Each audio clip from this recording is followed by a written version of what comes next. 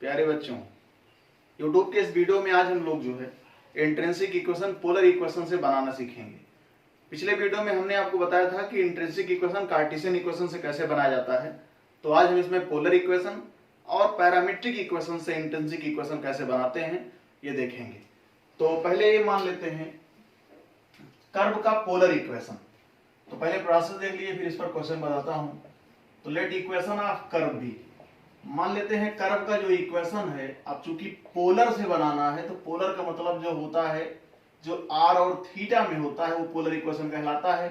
ये हो गया आपका कर्व का इक्वेशन जो कि आपको दिया रहेगा। अब याद करें कि टेंजेंट और नॉर्मल में आप लोगों को बताया गया था कि angle between radius vector and tangent at any point of the curve होता है tan phi equal to r d theta by dr। ये हो गया आपका इक्वेशन 2। इसी के साथ साथ हमको ये भी पता है कि थीटा साई और फाई में एक रिलेशन होता है, psi equal to theta plus phi. तो ये दोनों को इंक्लूड करके इक्वेशन 2 मान ले रहे हैं, दोनों को एक साथ इक्वेशन 2। प्रोसेस क्या रहेगी, यहां से हम जब tan फाई निकालेंगे तो फाई की वैल्यू थीटा के टर्म में आएगी। इस फाई की वैल्यू जब यहां पर पुट करेंगे तो साई थीटा के टर्म में हो जाएगा। अब बारी आती है, यानी कि हमको साई की वैल्यू थीटा के टर्म में मिल गई। अब बारी आती है यस। चूंकि आप जानते हैं इंट्रिंसिक इक्वेशन में यस और साई होता है, तो अब आपको निकालनी है आर्क लेंथ। तो आप सबसे पहले कहेंगे कि late the arc length B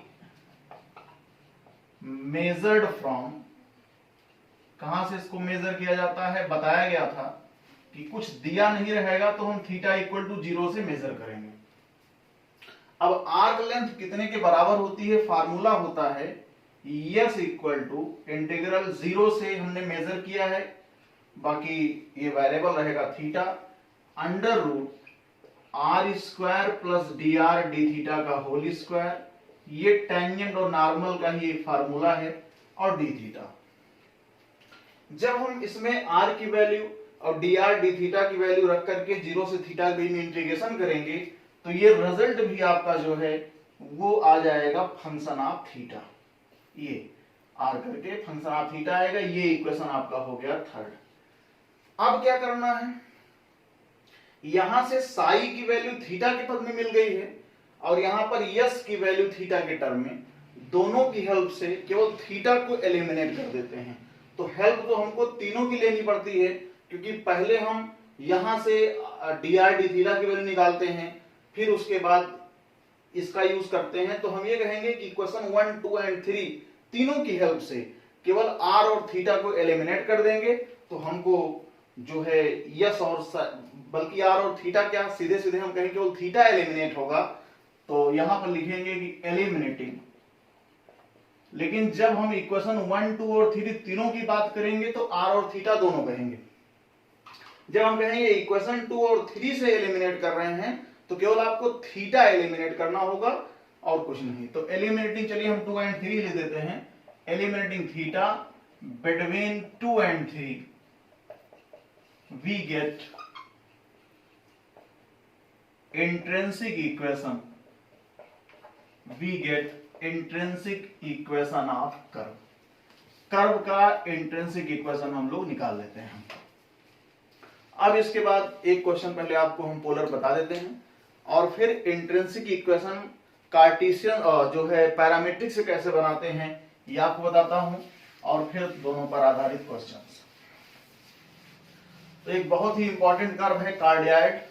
cardioid का आपको हम बताते हैं इंट्रिंसिक इक्वेशन बनाना। कार्डियाइड के 2 इक्वेशन होते हैं, एक हम बताएंगे और एक आपको करना रहेगा। तो इक्वेशन आपके पास है, क्वेश्चन आपके पास है, लिखा रहेगा कि find intrinsic equation, find intrinsic equation of curve. कभी कभी कर्व का नाम दिया रहेगा, कभी केवल कर्व लिखा रहेगा। r equal to a1 minus cos theta. ये जो कर्व है ये बहुत ही इंपॉर्टेंट है, चाहे इसकी कर्वेचर हो, चाहे radius of curvature, card of curvature, centre of curvature, जो भी कुछ है सब इंपॉर्टेंट है इसका। तो r equal to a1 minus cos theta का बता रहा हूं, r equal to a1 plus cos theta का बिल्कुल सिमिलर वे में आपको करना है। तो जो कर्व आपको दिया है इसका सॉल्यूशन देखते हैं। जो कर्व आपको दिया है वो है r equal to a1 minus cos theta. तो सबसे पहले हमको फाई निकालना है, जिसके लिए हम इसमें लॉग ले लेंगे। ये इक्वेशन फर्स्ट मान लेते हैं। तो जब हम इसमें लॉग लेंगे, लॉग लेकर डिफरेंशिएशन करना थोड़ा सा कैलकुलेशन को इजी कर देगा। तो जब इसमें लॉग लेंगे तो आपको मिल जाएगा log r equal to log a plus log 1 minus cos theta. अब इसका डिफरेंशिएशन करते हैं थीटा के रेस्पेक्ट में। तो differentiating with respect to theta, log r का differentiation 1 by r dr d theta, log a का differentiation 0, log 1 minus cos theta का पहले इतना हो जाएगा, cos का माइनस साइन, लेकिन माइनस पहले से है तो पॉजिटिव हो जाएगा। थोड़ा इसको सिंप्लीफाई कर लेते हैं। 2 sine theta by 2 cos theta by 2, 1 minus 1 plus 2 sine square theta by 2। 1 से 1 कैंसिल, यहाँ का 2 2 कैंसिल और एक साइन भी कैंसिल। इसको पलट देते हैं तो r d थीटा dr की जो वैल्यू आ गई ये आ जाएगी tan थीटा बाई 2। अभी अभी आपको बताया हूं कि r d theta by dr tan phi के बराबर होता है। तो r करके यहां पे हम लिखेंगे tan phi equal to tan theta by 2। Reason आपको पता है, क्योंकि सिंस tan फाई जो होता है वो r d theta by dr की वैल्यू होती है। डिस्क्रिप्टिव बता रहा हूं तो आपको इसका डेरिवेशन बताऊंगा। तो यहां से फाई की प्रिंसिपल वैल्यू निकालते हैं, थीटा बाई 2 आ गया। हमने आपको भी यही बताया था कि फाई और थीटा में हमको रिलेशन मिल जाता है। अब बारी आती है आर्क लेंथ की। Let the arc length be measured from, इसको हम मापेंगे कहां से, r equal to theta equal to 0 से। पर्टिकुलर क्वेश्चन में जरूरी नहीं कि थीटा इक्वल टू 0 है, उसमें दिया रहता है कि आपको यहां से नापना है। नहीं दिया रहेगा तो हम उसकी इनिशियल वैल्यू 0 लेकर चलेंगे। इसका मतलब यस इक्वल टू हो जाएगा 0 से theta under root r square plus dr d theta का होल स्क्वायर और d theta, 0 to theta root r square plus dr d theta की वैल्यू।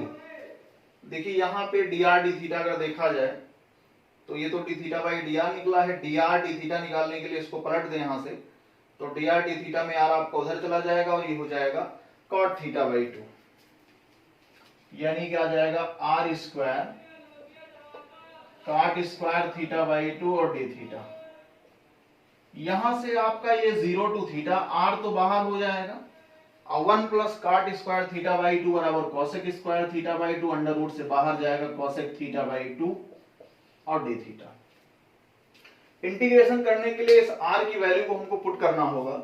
तो r की वैल्यू यहां से हम पुट करेंगे। r की वैल्यू है 0 टू थीटा, a बाहर हो गया 1 माइनस कॉस थीटा और आगे है cosec theta by 2 d theta. थोड़ा सा इसको सिंप्लीफाई करते हैं तभी इंटीग्रेशन आसानी से होगा।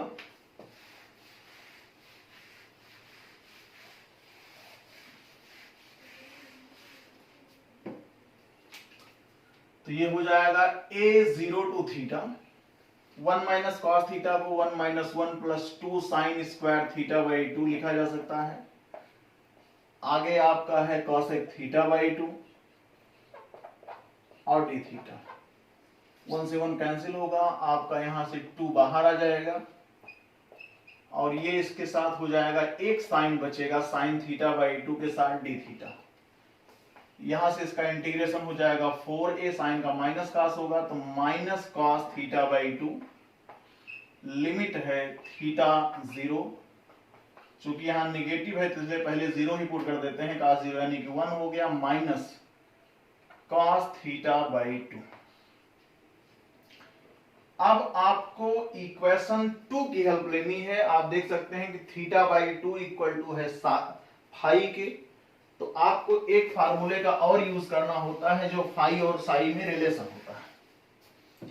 तो यहां पे हम इसको यस मान के इतना छोड़ देते हैं, ये इसी पर रहने दे रहे हैं, इक्वेशन नंबर 3 मान लिए। तो जो आपका सेकंड आया हुआ है, थोड़ा सा पहले हम उसको फाई साई और थीटा का जो रिलेशन होता है याद करें, समीकरण नंबर 2 से लिखा है phi equal to theta by 2। चूंकि साई इक्वल टू होता है थीटा प्लस फाई, तो यहां से थीटा प्लस फाई की वैल्यू आपके सामने है थीटा बाई 2, यानी दोनों ऐड होकर हो गया 3 थीटा बाई 2। ये साई की वैल्यू है, इसका मतलब psi by 3 equal to theta by 2। अब आपको इस थीटा बाई 2 की वैल्यू ले जाकर इक्वेशन नंबर 3 में पुट कर देना है, जैसा कि अभी आपको हमने बताया था कि एलिमिनेट करेंगे। तो therefore from equation 3 S equal to 4a 1 minus theta by 2 के स्थान पे साई बाई 3 यानी cos साई बाई 3। इस पे भी छोड़ सकते हैं, थोड़ा सिंप्लीफाई भी कर सकते हैं। 1 minus 1 plus 2 sine square cos 2 theta का यूज करेंगे तो साई बाई 6 हो जाएगा, 1 से 1 कैंसिल हो गया और ये आ गया 8a sine square psi by 6, और यही हो गया आपका रिजल्ट। यस और साई में ये था इक्वेशन पोलर से कार्टेशियन बनाने का। अब बिल्कुल सेम पैटर्न पर एक क्वेश्चन आपको लगाना है, फाइंड इंट्रिंसिक इक्वेशन ऑफ, ये क्वेश्चन आपको स्वयं करना है। Intrinsic equation of r equal to a1 plus cos theta, ये भी कार्डियाइड ही है, इसका इंट्रिंसिक इक्वेशन आपको निकालना है। बिल्कुल सेम पैटर्न पर, इतना ही, ऐसे ही कुछ इसका रिजल्ट आएगा।